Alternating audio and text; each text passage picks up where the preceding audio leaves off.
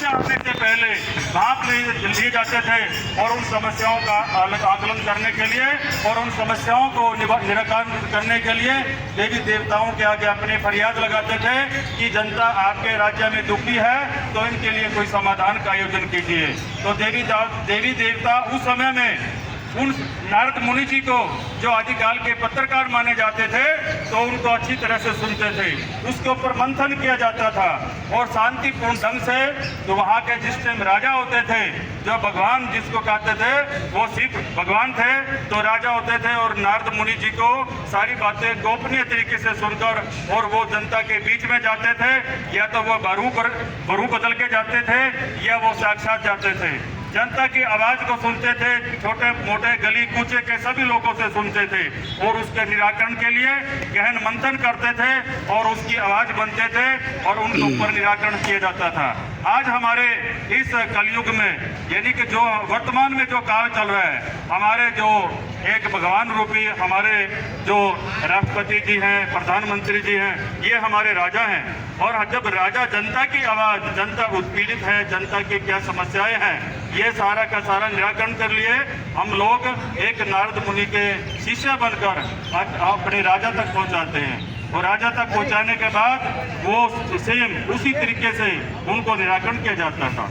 ये ऐसा सिस्टम नहीं था उस समय में कि जो आवाज उठा रहा है उसको कुचला जाए, उसकी आवाज बंद कर दी जाए, उसके ऊपर जेलों के अंदर उनको ठोका जाए। क्या कभी नारद मुनि जी के साथ ऐसी घटना हुई थी? आप वो बता सकते हैं? वो एक अभिव्यक्ति बताएं, क्या नारद मुनि को कभी जेल के अंदर ठोका गया था?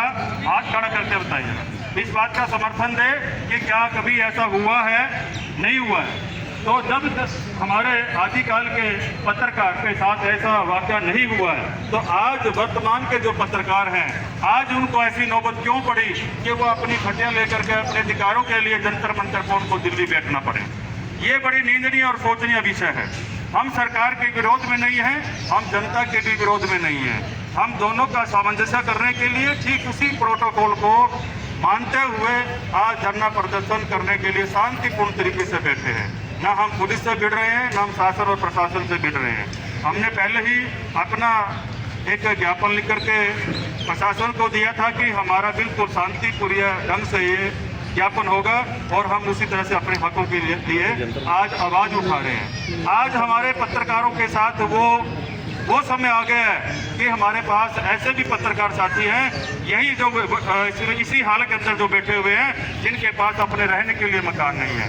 आज हमारे पत्रकारों के लिए, क्योंकि ये सारे के सारे प्रदेशों के नुमाइंदे यहाँ पर जंतर मंतर पर दिल्ली पहुँचे हैं, जो कि 3 महीने की तैयारी करने के उपरांत यहाँ पर बैठे हुए हैं।